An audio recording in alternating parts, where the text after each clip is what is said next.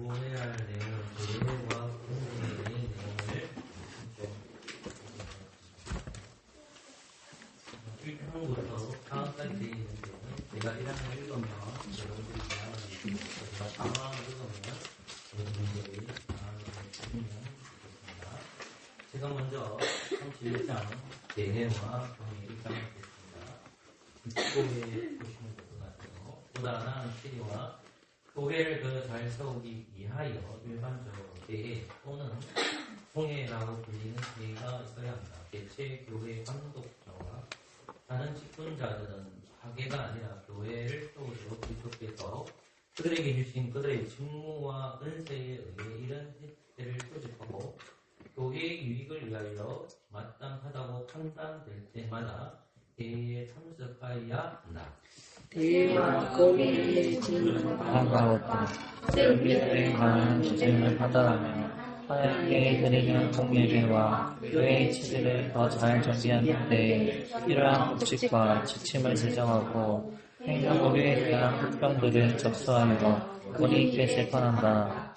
법령과 결정사항은 하나님의 말씀을 부합하는 한 존경과 걱정의 자세로 받아야 하는데 이것들이 말씀과 확실하기 때문만이 아니라 그것들을 결정한 권세 연구도 하나님의 규례, 곧 말씀으로 그렇게 정한 규례로 받아야 한다. 모든 대회나 공회, 사도시대 이후부터 총회이든 지방회의든 간에 오류를 범할 수 있었고 많은 회의들이 실로 오류를 범하였다.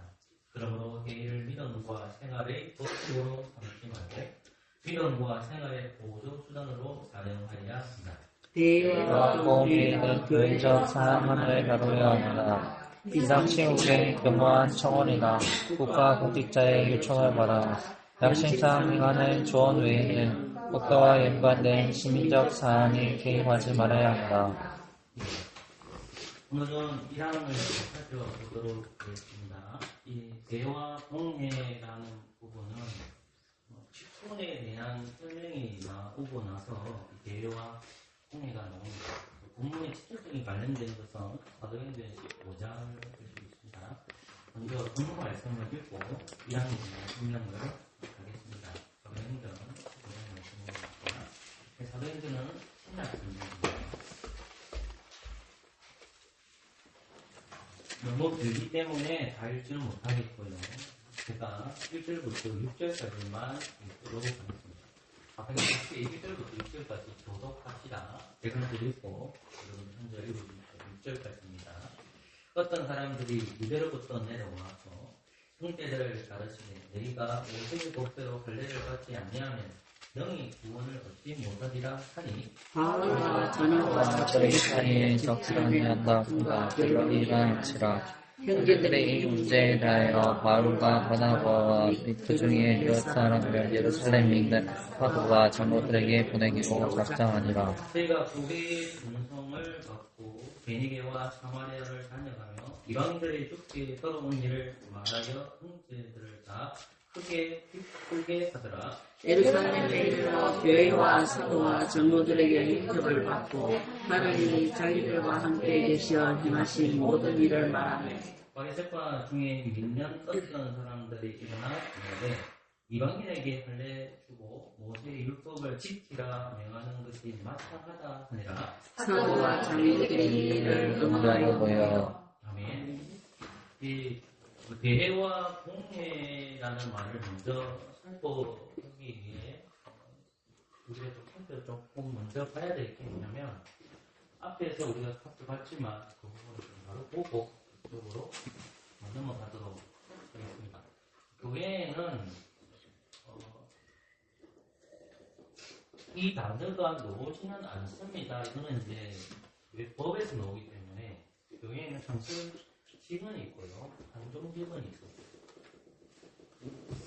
이 직원이라는 것은 대사관에 그런 직원을 말하는 것이 아니라 직분을 해요. 그러니까 예수 그리스도께서 하늘로 올라가서 이 창설 직원을 준 게 뭐냐면 예수 잘 아는 일대 사도입니다. 플러스 사도라고 할 수도 있겠죠. 그래서 하나님 아들이신 그리스도께서 교회를 지키고 교회를 보존하기 위해서 사도들을 주셔서 교회를 죄로부터 방어합니다. 왜냐하면 하나님 아버지와 그리스도께서 하늘을 올라가셨고 성령을 보내주시기 때문에 성령 안에서 주님 몸된 교회가 거룩한 공교회성을 유지하게 하는 사도들을 통하여 다시 말해서 직원들, 직분자를 통해서 이루어진다는 말입니다. 근데 이제 사도들이나 사도들이 다 하늘로 올라가셨죠. 없죠. 그래서 이제 공동직분이 존재하는데 그 성경을 내려놓은 겁니다. 공동직분은 이제 세 가지인데 그걸 가르쳐 여러분 잘 아는 목사, 장로, 집사들.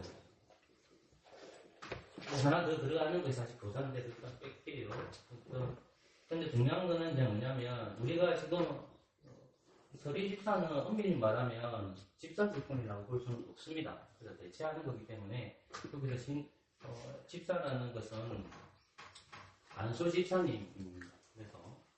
그래서 이분들이 나중에 장로가 되거나 그렇게 되겠죠. 어쨌든 간에 목사와 장로와 집사를 통해서 집행이 되는데 집사들은 구제를 담당하고 행정 업무를 담당하는 거예요. 그리고 장로님 같은 경우에는 치리를 하죠. 목사도 뭐합니까? 치리를 하죠. 둘 다 치리입니다. 치리라는 것이 뭐냐면 교인들이 어떤 성경에서 말하는 잘못을 범했을 때에 죄를 다스리는 기관이 목사와 장로라는 겁니다. 이걸 가르쳐 형태를 묶어버리는데 그걸 가르쳐 당회라고 합니다. 당회라고 합니다. 자, 그러면 장로는 어디에만 치우치냐 하면 성도를 다스리는 치리에 담당하고 목사는 치리와 더불어서 말씀 연구까지 같이 해야 하는 겁니다. 그래서 우리 교회가 소속된 것은 장로교회이기 때문에 장로님들은 말씀을 전하는 것을 당에 허락받고 가능한 것이 설교 강단에 세우는 것은 강제하지 않습니다. 그래서 설교 강단은 제가 가지고 있는 룰이 저는 성경적이라고 보고 그게 신앙 고백적 원리라고 생각을 하는데 설교 강단 종예배 시간, 오전 예배 시간이죠. 그 시간에는 성도는 절대로 강단에 올라갈 수가 없습니다. 제 말을 이와 잘 알아들어야 됩니다. 무슨 말이냐면 목사와 장로들이 예배를 집행하기 때문에 때때로 장로교회에서는 대표 기도를 할 때 장로님들이나 여러분 올라갈 수 있습니다. 그것을 무시하는 것이 아니라 예외 모든 인도와 설교와 광복천은 목사를 통해서 주어지는 겁니다. 그러니까 예배 시간 때 설교자가 성도가 되거나 그 다음에 장로가 올라가서 설교를 하는 것은 바람직하지 않습니다. 그래서 그런 의미에서 목사는 말씀을 전하는 직분을 감당하고 있고 성도들이 잘못했을 때에 목사와 장로가 치리를 감당하는 거죠. 그래서 요 방존시효는 교회에 항상 있는 겁니다. 그러므로 목사와 장로와 집사는 예수님께서 제정하시고 하나님 아버지께서 교회를 위해서 지어주신 제도이기 때문에 이 제도를 가르쳐 뭐라고 할까요? 장로회라고 부르는 거예요. 이해됐죠? 그러면 요 목사와 장로와 집사의 직분은 타락할까 타락하지 않을까요? 이 자체로는 타락하지 않죠. 그런데 누가 타락하는 겁니까? 사람이 타락하죠. 직분 자체가 타락하는 게 아닙니다. 직분은 환경 직분이기 때문에 이 직분은 그대로 있지만 그 직분을 하는 누가 타락하는 거예요? 사람이 타락합니다. 이해 잘 하셔야 돼요. 그러니까 목사를 부를 때에 목사님이라 부르는 것은 저는 좋다고 봐요. 때때로 아무개 목사를 부를 수 있다라고 생각해요. 그럼에도 불구하고 여러분들이 목사를 존경한다고 할 때는 목사 직분을 부를 때에는 존경의 호칭을 붙이는 것이 저는 맞다고 생각합니다. 마찬가지로 장로도 마찬가지죠. 우리가 아무개 장로, 누구 장로를 말할 수는 있지만 되도록이면 붙이는 것이 맞지 않는다. 직분 때문에 그렇습니다. 그런데 사람은 살아갈 수 있을까 없을까요? 목사 직분이 사람을 통해서 이루어지니까 이 사람이 목사직을 가지고 있지만 목사 안다운 사람이 있고요. 장로답지 못하는 사람들이 집사답지 못하는 사람들이 있기 때문에 직분 자체가 변질됐다고 보시면 되고 그 사람이 직분을 이해하지 못했기 때문에 사람이 타락한 겁니다. 이해되겠죠? 자, 그러면 이렇게 항상직언을 하고 나서 이제 뭐가 나오냐면 대해가 나오는 거예요. 그 앞에 그 요거를 설명해 놓고 뭐가 나오는 겁니까? 대해가 나오는 거고 홍해가 나오는 거예요. 그러면 우리 교회도 홍해가 있습니다. 공동 뭐 이런 것도 있죠. 그런 것을 반드시 해야 됩니까? 하지 말아야 됩니까? 지난번에서 보면 하죠. 근데 하지만 그 목사와 장로, 집사를 부르신 분들이 그 대회를 할 때에 취직권을 가지고 있는 목사가, 장로가 당회 행사할 때 성도를 말씀으로 재판할 때 실수를 할 수 있을까요? 없을까요? 실수할 수 있다, 없다? 있다고 생각이 됩니다. 그래서 그 사망에 보면 사망에서 그걸 설명하는 거예요. 이 땅에 있는 주님이 몸된 교회, 장로교회는 다 당회가 있겠습니까? 없겠습니까? 있어요. 있겠죠. 그럼 당회 위에 뭐가 있겠어요?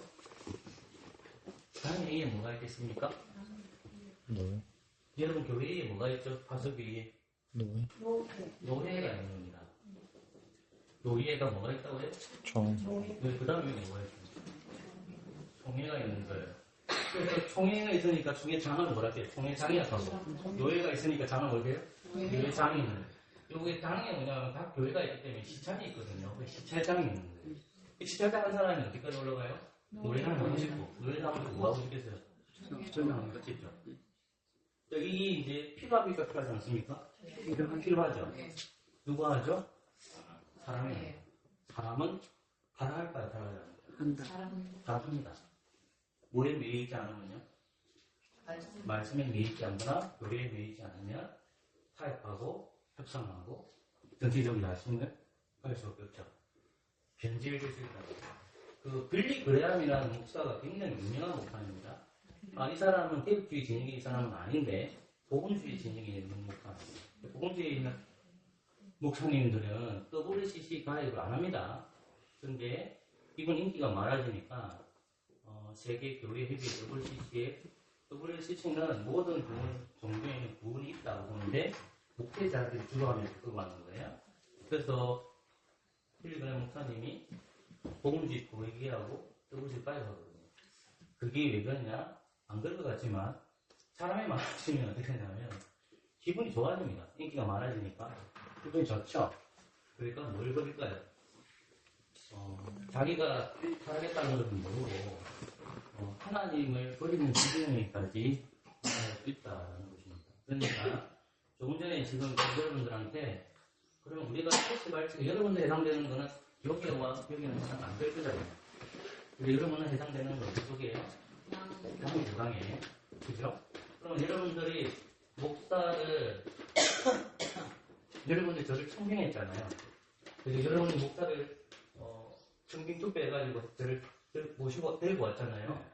장로도 똑같이 교회 안에 장로님 뽑을 때 어떻게 되냐? 이 둘 다 공통점이 목사나 장로는 뭐에 능통해야 돼요? 말씀과 교리에 능통해야 됩니다. 말씀과 교리에 능통하지 아니하면 어떻게 될까? 그 배는 침몰하거나 중앙으로 올라가야 되는데 저쪽은 어느 쪽은 치우치게 됩니다. 그러니까 목사와 장로들은 말씀과 교리에 능통해서 하나님 말씀대로 걸 때에 인간적이지만, 인간적이라는 말은 동감이긴 하지만, 교회가, 목사와 장로의 당회가 인간적이 되면 어떻게 될까요?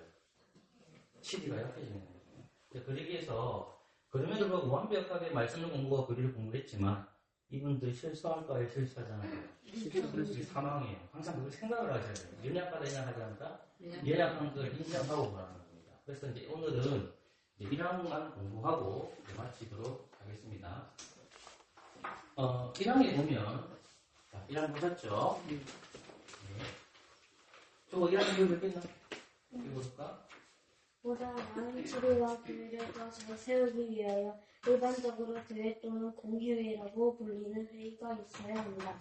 개체교회의 감독자와 다른 직분자들의 파괴가 아니라 교회를 세우도록 그리스도께서 그들에게 주신 그들의 직무와 권세에 의해 이런 교회를 소집하고 교회의 유익을 위하여 마땅하다고 판단될 일마다 회의에 참석하여야 한다. 그렇죠. 지금 우리가 고백하는 웨스트민스터 신앙법서 제31장에는 대회와 공회의 필요성을 제시하는 겁니다.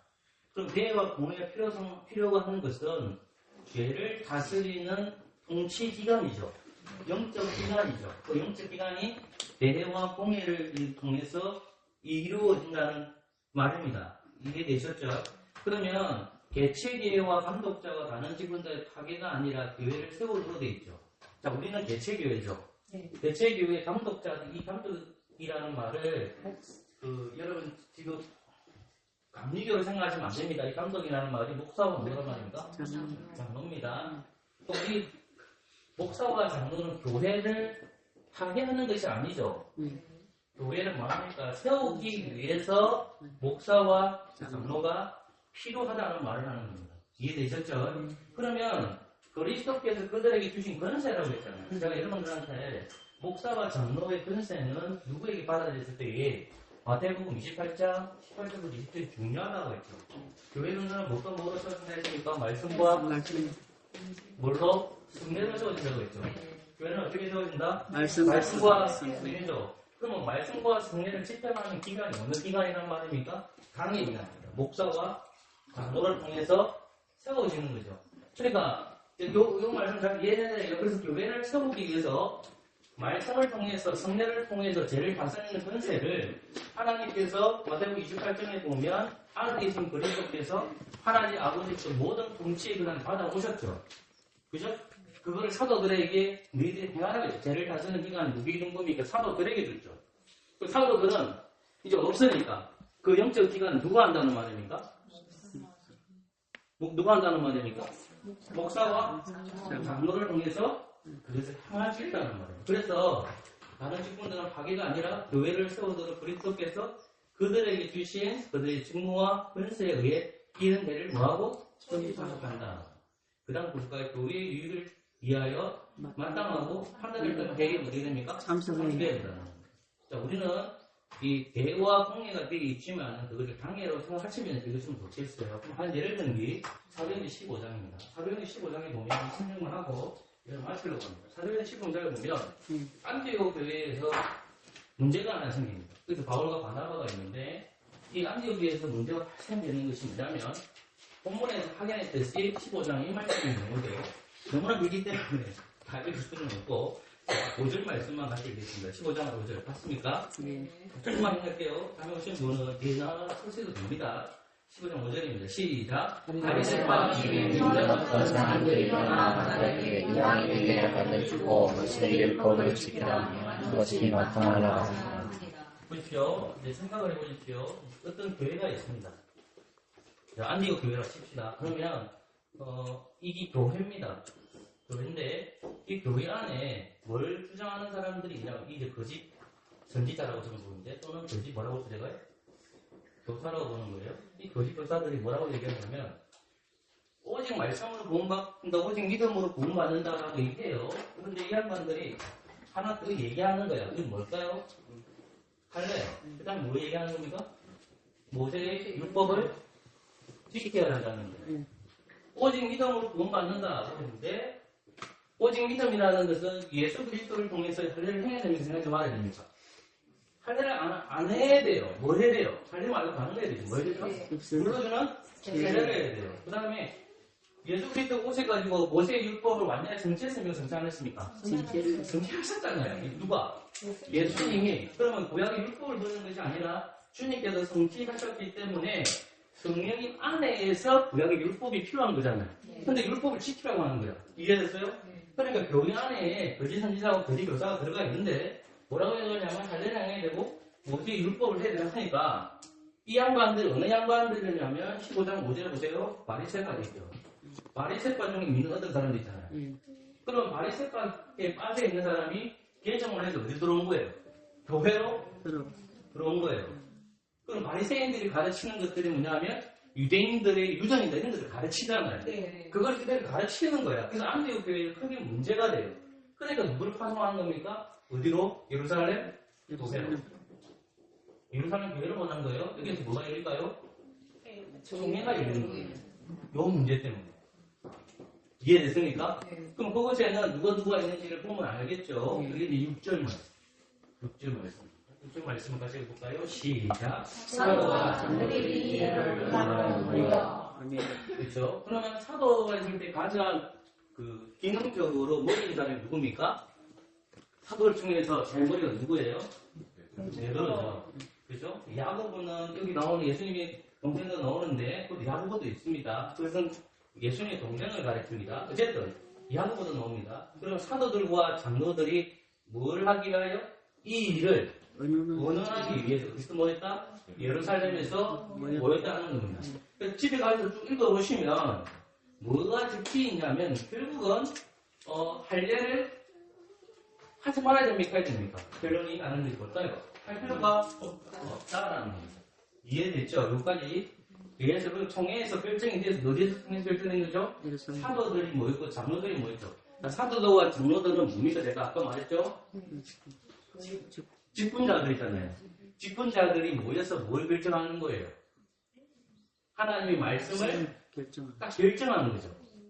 이해됐어요? 그러니까 이 예루살렘 총회에서 그것을 결정하는 것을 주위 교회에 알리겠습니까? 안 알리겠습니까? 당연히 알리겠죠. 자, 그런데 갈라디아서 나오세요. 이공하고 맞습니다. 이거 맞는데 왜냐하면 갈라디아서 보시죠. 3장. 갈라디아서 3장입니다. 조금만 정리했다. 20분 정도였습니다. 3장 11절에서 15절. 제가 한적 읽고 이런 건 한적 있어요. 11절부터 15절까지입니다. 또 하나님 앞에서 아무 율법으로 말미암아 어렵게 되지 못할 것이 분명하니 이는 의인으로 믿음으로 살리라 하였습니다. 율법은 믿음을 사는 것이 아니라 이를 하는 자는 그 가운데서 살리라 하였습니다. 잠시만요.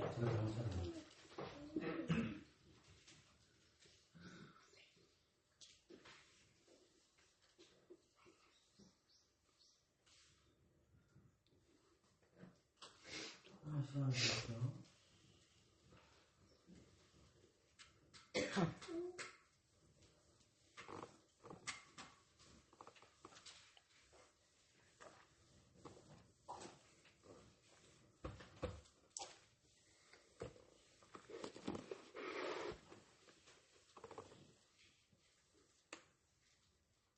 이 장으로 가십시오. 2장 11절에서 15절까지.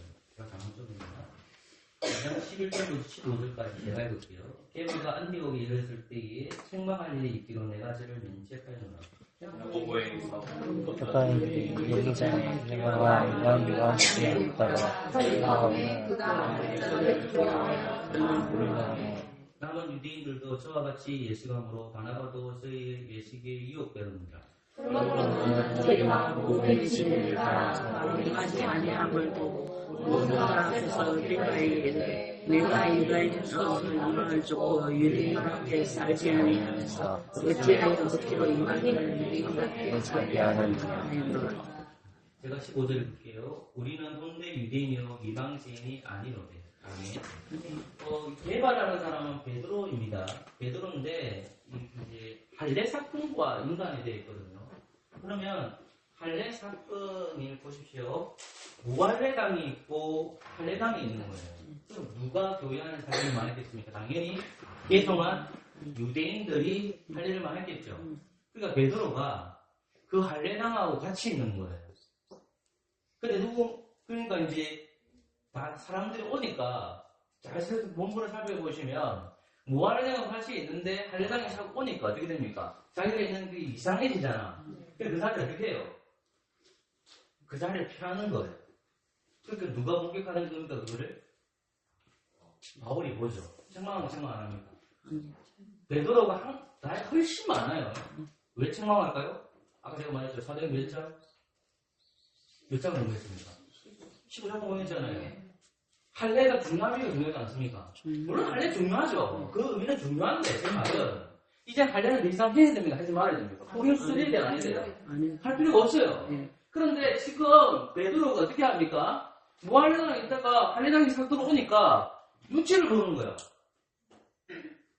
이해되겠어요? 근데 세력이 있으니까. 그러면 말씀을 가르치는 사도가 어떻게 해야 됩니까?